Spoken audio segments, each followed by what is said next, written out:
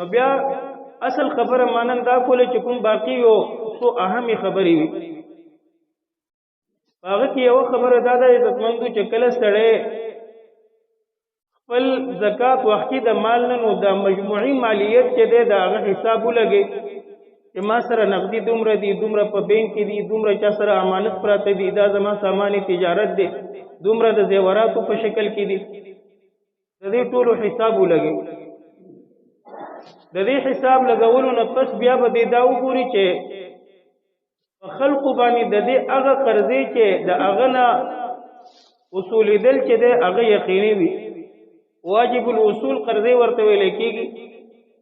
چې په خلقو باندې لازم وي هغه به دې ته واپس کوي مثلا دې چا ته قرض ورکړي دي پیسې یا دا چې دکاندار دی هغه چا ته ادهار مال ورکړی دی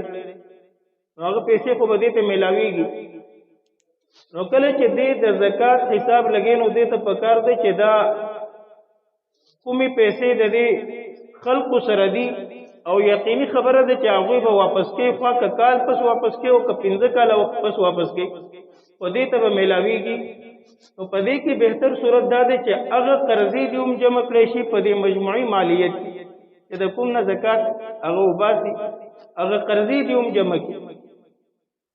اگر چې شریعت په دې کې دا حکم دی چې تر څو پورې قرضې هغه میلا شوي نه وي نو تر هغه وخت پورې په هغه باندې زکات واجب نه دی زکات واجب پې نه دی دا گنجائش ته دی مثلا تا یو سړي ته 1,00,000 روپۍ قرض ورکړي دي او 15 کاله پس هغه تا ته هغه 1,00,000 روپۍ واپس کړي نو په دې 15 کالو دوران کې خدا دا پیسې چې دي تا چاله ورکړي دي په دې باندې زکات واجب نه وو او اوس 15 کاله پس کې تا ته کله میلو شو نو دا 15 کاله چې څومره تیر شوي دي د 15 وړو کالونو چې دی دا به زکات ته وباسي چې څومره وخت په دې پیسو باندې هغه تیر شوی دی او تا د دې پیسو زکات نه دی ورکړی نو بیا به د دې ټولو کلونو زکات وباسي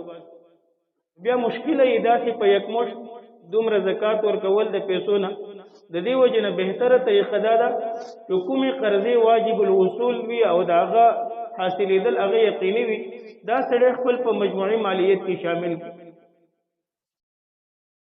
او د هغه نه پس بیا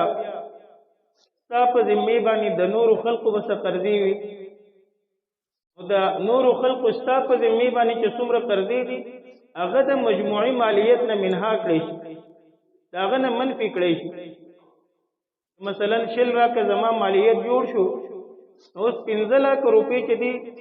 دا په ما باندې د خلقو دي نو باقي 15 لک روپۍ پاتې شو اوس دا 15 لک روپۍ چې دي دا قابل زکات رقم دی په دې باندې به زکات راځي نو 2.5% زکات دا به د دې نه وباسو د زکات په نیت باندې زکات وباسل دا فرض چې کله زکات وباسي په هغه وخت کې سړی نیت وکړي چې دا زه د زکات مال وباسم او یا دا چې مستحق ته ورکې نو په هغه وخت کې نیت وکړي چې دا د زکات مال دی په زړه کې نیت وکړي صرف دا ضروري ده یو سړی زکات وباسلو په وخت کې یا زکات ادا کولو په وخت کې مستحق ته هغه د زکات نیت ونه کړي نو د دې سړي زکات نه ادا کېږي نیت چې دی هغه ضروري دی هغه فرض دی په هغه کې دا ضروري نه دی چې خامخا ته به سړي ته وایي چې دا د زکات مال دی زما د طرف نه دا ته قبول کا هغه ته دا هم ویلی شي چې زما د طرف نه دا تا دپاره تحفه ده په ژبه باندې دا ورته ویلی شي په زړه کې خو نیت د زکات دی نیت خو دا د زړه معامله ده نو په ژبه باندې ورته ووایه چې دا زما د طرف نه تا دپاره تحفه ده یا دا چې دا زما د طرف نه هدیه شوه تا ته یا هسې مې درله درکو نو دا بالکل ورته ویلی شي او بهتره طریقه هم دغه ده چې د هغه مخامخ سړي عزت نفس چې دی هغه مجروحه نه شي په دې باندې ګوره ما ته خپل د زکات مال راکې نو سړی ورته وایي چې دا د هدیې مال دی بس تحفه ده دا واخله دا بهتره طریقه ده په دې طریقه باندې خو په زړه کې به د زکات نیت وي بیا عزتمندو مستحق ته ورکول پکار دي یعنې ډېر خلک هغه زکات چې دی هغه وباسي خو مستحق ته نه رسي بس بیا د ځان نه هغه بوج خلاصي نو بس څوک مخې ته راغی هغه که هر غوښتونکی دی او هر یو پیشور دی نو هغه ته یې ورکړي، تحقیق نه کړي چې واقع دی مستحق دی او که نه دی. مستحق ته رسول دا فرض دی. که مستحق ته یې زکات ورنکړو نو د دې سړي زکات ادا نه شو، گویا چې دې زکاتونه باطله سره. نو مستحق څوک دی؟ شریعت په هغه کې دا اصول را کړي دي چې هر هغه سړی چې هغه صاحب نصاب نه وي هغه مستحق د زکات دی، نو دې ته زکات ورکولی شي. نو په دې کې بیا دا شرط دی چې چا ته زکات ورکړي هغه مالک جوړ کړي، هغه باندې به قید نه لګي چې دا پیسې ستا شو خو په دې باندې به ته ځان له یو کمره جوړه کړي، یا دا چې په دې باندې به لار جوړې، یا دا چې دا به په جومات کې ورکړي. دا یعنی حدود او قیود به پکې نه لګي، هغه به خود مختار وي چې هغه څه کې ځان له سیند ته غورځي، سیند ته دې وغورځي، خود مختاره به وي. په دې وجه باندې په تعمیراتو باندې زکات نه کېږي. هلته ملکیت مفقود دی، په تعمیر باندې زکات نشي کېدی، خو هغه جومات وي، هغه مدرسه وي، هغه لاره وي، هغه یو رفاهي اداره ولې نه وي. او دغه رنګې ډېر خلک داسې وي چې په ظاهره باندې هغوی د زکات مستحق نه ښکاري، خو کله چې تحقیق وکړی شي نو هغوی واقعي مستحق وي د زکات، نو هغوی ته بیا زکات ورکول هم شي او ورکول پکار دی. هغوی ته مثلا یو سړی دی هغه سره په ظاهره باندې 2 کورونه دي، 3 4 کورونه دي، او د هغه کرایه ورته راځي، بل څه آمدنی نشته دی، او هغه خپل اهل او عیال دومره سوا دی چې په هغه باندې گزاره نه کېږي، او داسې څه مال هم نشته دی چې هغه 52 تولو 3,000 قیمت ته ورسي. نو دا سړی چې دی اگر چې په ظاهره باندې ډېر مالدار ښکاري، د دې کورونه دي په کرایه باندې ورکړي دي، دې ته هم زکات ورکولی شي. یو سړی دی په ظاهره باندې ورسره 6 لکه روپۍ دي، ډېر مالدار ښکاري، خو په هغه باندې قرضه هم د 6 لکه روپۍ، 6 لکه روپۍ په هغه قرضه هم ده، نو هغه ته هم زکات ورکولی شي اگر چې په ظاهره ورسره ډېرې پیسې دي. دغه رنګې پلار چې دی هغه مالداره دی، ښه مالداره دی، د هغه بالغ زامن دي، هغوی سره څه شی نشته دی، نو دا به نه وي چې پلار مالداره دی نو زامنو باندې زکات نه کېږي. هغه زامن کوم بالغ دي هغوی ته زکات ورکولی شي اگر چې پلار هغه ډېر زیات مالداره ولې نه وي. یا بالغه بچیان دي هغوی مالداره دي، 2 دي 3 دي 4 دي، پلار چې دی هغه خپل داسې څه آمدن نشته دی، نو پلار ته هم زکات ورکولی شي. نو په دې کې یعنی تحقیق کول پکار دي چې څوک دی مستحق. نو هر هغه سړی چې هغه صاحب نصاب نه وي هغه ته زکات ورکولی شي. بهتر پکې دا دی چې سړی خپل رشتہ دارانو ته ورکړي. نبی علیہ الصلوۃ والسلام فرمایي چې په دې کې ډبل اجر دی، چې کوم مستحق رشتہ دار وي یو پکې د صله رحمۍ ثواب دی، او دویم په هغه کې چې دی نو هغه د زکات ثواب هم دی. عام خلکو ته ورکړي نو صرف د زکات ثواب دی، رشتہ دارانو ته هغه ورکول بهتر دي. ټول رشتہ دارانو ته هغه زکات ورکولی شي سوا د 2 رشتو نه. یو د ولادت رشتہ ده نو په هغه باندې زکات نه کېږي، یعنی خپل اصول او فروع ته سړی زکات نشي ورکولی. سړی خپل پلار ته زکات نشي ورکولی، خپل نیکه ته خوا که مور د طرف نه وي او که د پلار د طرف نه وي، او داسې په بره. او دغه رنګې سړی خپل زامنو ته زکات نشي ورکولی، خپل نسو ته، خپل کړوسو ته، خوا که هغه د لور زامن وي او که د زوی زامن وي،